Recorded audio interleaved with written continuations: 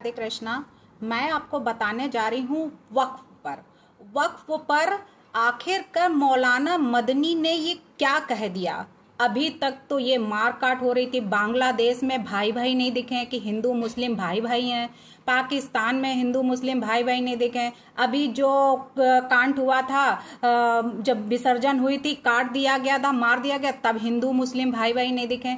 यानी कि अब जब वक्फ अमेंडमेंट बिल जब पास होने जा रहा है 2024, तो उसमें अब हिंदू मुस्लिम भाई भाई दिख रहे हैं कि अगर इनको बांटा तो देश जो है वो तबाह हो जाएगा। अभी तक देश जो तबाह करने वाले लोग हैं उनको ये नहीं समझ में आ रहा था कि आखिरकार हिंदू काट रहा है। सर तन से जुदा करने का नारा किसका था?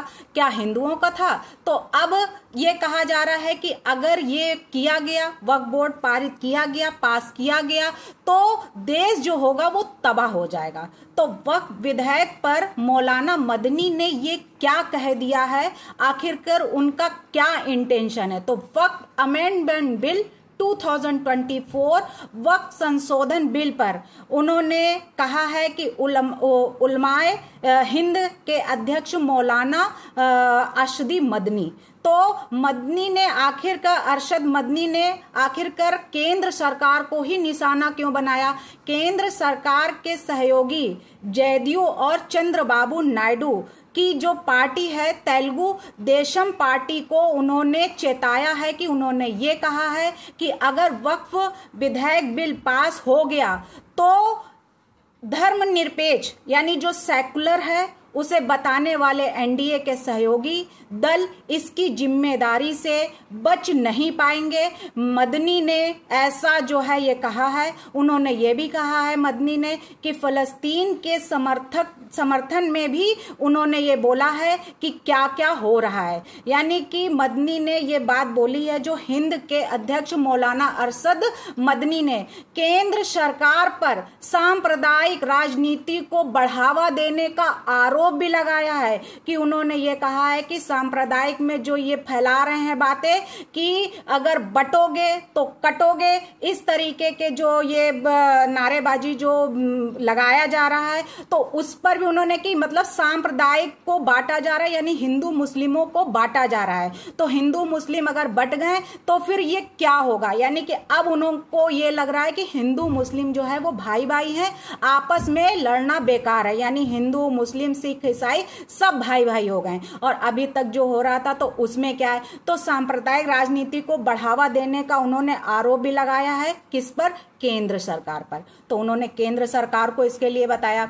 उसके बाद उन्होंने ये भी कहा हिंदू मुस्लिम भाई भाई हैं। उन्होंने ये भी कहा है कि बांटेंगे तो देश को तबाह हो जाएगा। यानी जो नारा इस समय पे लग रहा है, चाहे वो आरएसएस के नेता हों और या फिर मोदी जी हों या फिर योगी जी हों, जो ये कह रहे हैं कि अगर बटोगे तो कटोगे, तो इस बात पर मौलाना ने ये कहा है कि बांटेंगे तो देश तबाह हो जाएगा। यानी अगर देश में अगर हिंदू मुस्लिम को बांटा गया तो देश तबाह हो जाएगा।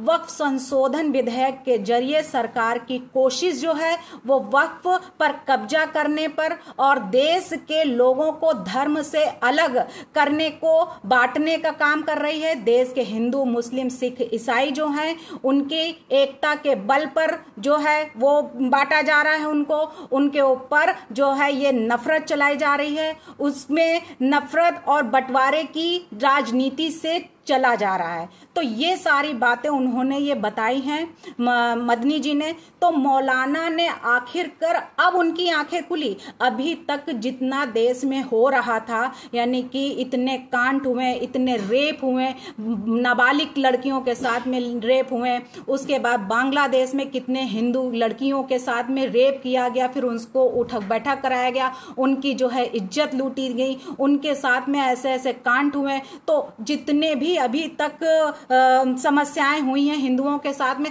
तब किसी मौलाना की आवाज नहीं उठी थी। आज जब ये नारा हो गया कि बटोगे तो कटोगे, वक्फ बिल पर अब बोलने की जरूरत आ गई है कि हाँ, कि अगर हिंदू मुस्लिम बटेंगे तो उसमें ये गलत होगा, यानी कि देश तबाह हो जाएगा। तो देश तबाह हो जाएगा। तो अभी तक क्या कर रहे थे मौलाना जी? अभी तक उनकी आंखें नहीं खुली थी जब हिंदुओं के साथ अत्याचार हो रहा था, हिंदुओं की बेटियों के साथ अत्याचार हो रहा था, हिंदुओं की लड़कियों के साथ अत्याचार हो रहा था, हिंदुओं की जो है औरतों के साथ अत्याचार हो रहा था, और हिंदुओं के साथ भी अत्याचार हो रहा था। तब ये मौलाना कहाँ थे? तब हिंदू मुस्लिम भाई भाई नहीं दिख रहे थे। आज वक्फ बोर्ड की जब बात आई तो हिंदू मुस्लिम भाई भाई हो गए।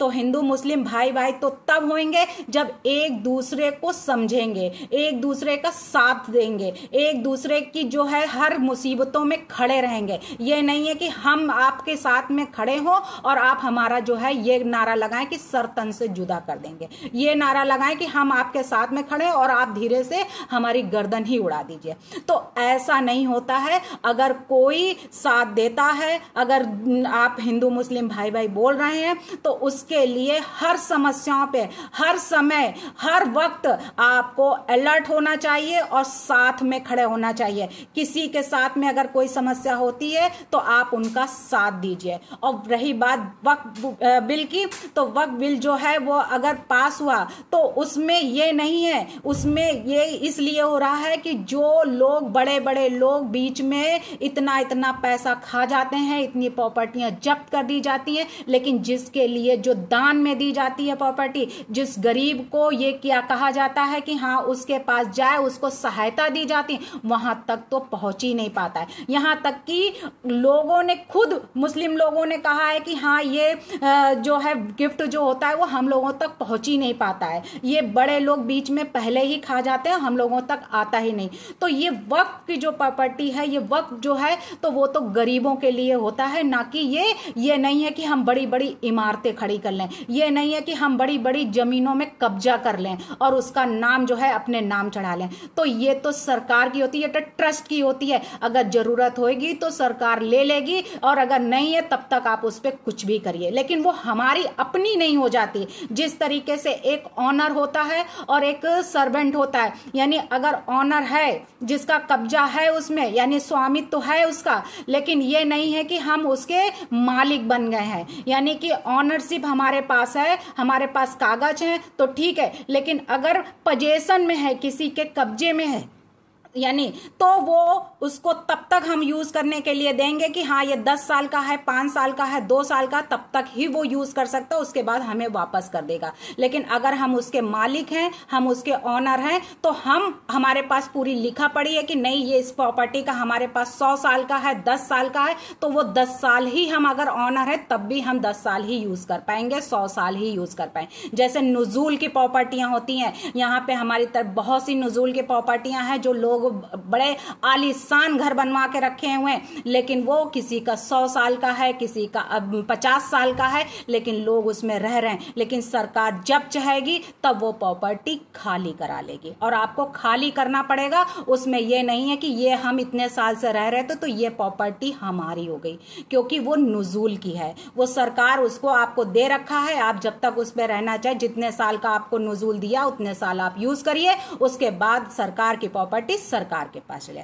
इसलिए मौलाना जी ने जो बात कही है कि हिंदू मुस्लिम भाई भाई हैं, बहुत अच्छा कहा है, लेकिन उसके लिए भाई भाई बन के भी दिखाना पड़ेगा। हिंदू अगर भाई मानता है तो मुस्लिम को भी भाई मानना ही पड़ेगा। यानी कि ऐसा नहीं है कि वक्त आने पर उसका गला काट दे, वक्त आने पर उसको उसके नाखून खींचे। जिस तरीके भी दुर्गा विसर्जन में मारा गया, उसको इतनी गोलियां मारी, उसको तड़पा के मारा गया, तो ऐसा कांट नहीं है, पीठ पीछे वार नहीं। अगर हिंदू मुस्लिम भाई भाई हैं तो भाई भाई रहें, पीठ पीछे वार ना करें। धन्यवाद।